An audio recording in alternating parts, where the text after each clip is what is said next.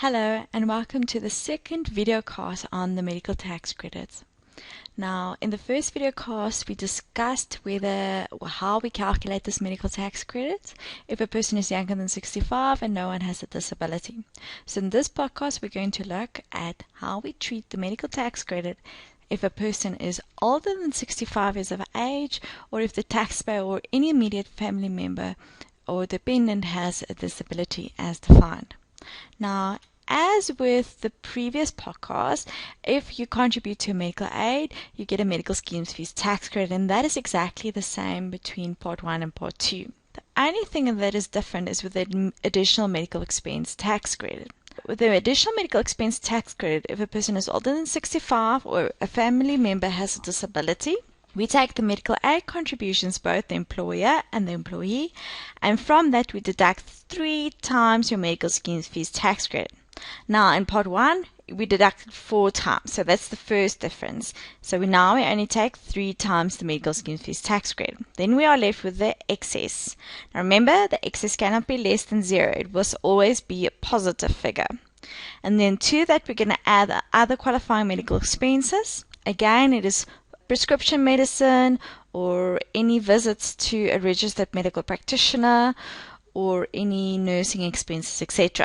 Then we divide by a factor of 3, or we might just multiply it with 33.3%. Now, in Part 1, where the person was younger than 65 with no disability, we had to apply a limit, and in this case, there is no limit. So we basically take the excess and the other qualifying expenses, and your additional medical expense tax credit is 33.3% of that total. But let's do an example.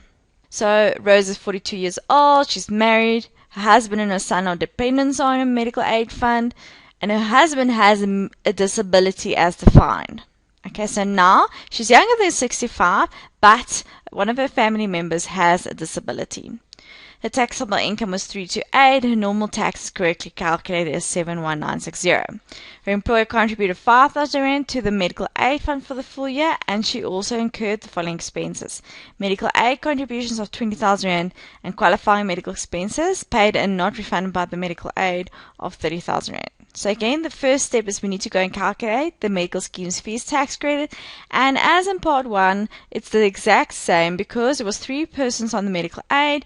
You have your rate. Remember, your rate is given to you in the annexure of the exam, and then we have to multiply it with the number of months, and in this case, you contributed for the full year of assessment, thus we will multiply it with 12. So this is exactly the same as in Part 1.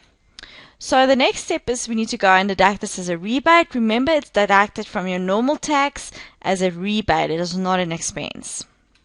The second step is to go and calculate your additional medical expense tax credit. So here we have a different calculation. So the first step again is we need to go and calculate the excess. Remember, the excess is always positive. It can't be a negative figure.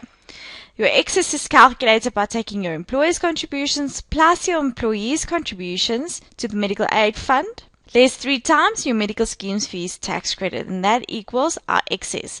Now this is 3 times your medical schemes fees tax credit. So let's go do that. Her employer's contribution was 5,000 Rand.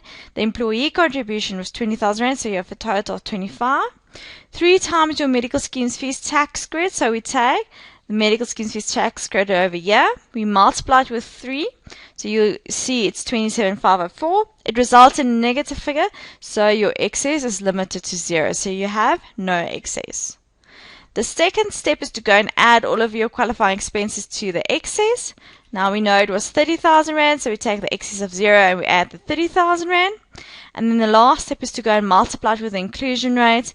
So the excess plus the other qualifying expenses multiplied with 33.3% equals the additional medical expense tax credit. So in this case, your additional medical expense tax credit would be 99990. I hope this podcast helps you to understand how to calculate the medical expense tax credit as well as the medical schemes fees tax credit of a person that is younger than 65 with a disability, or for persons older than 65. Goodbye.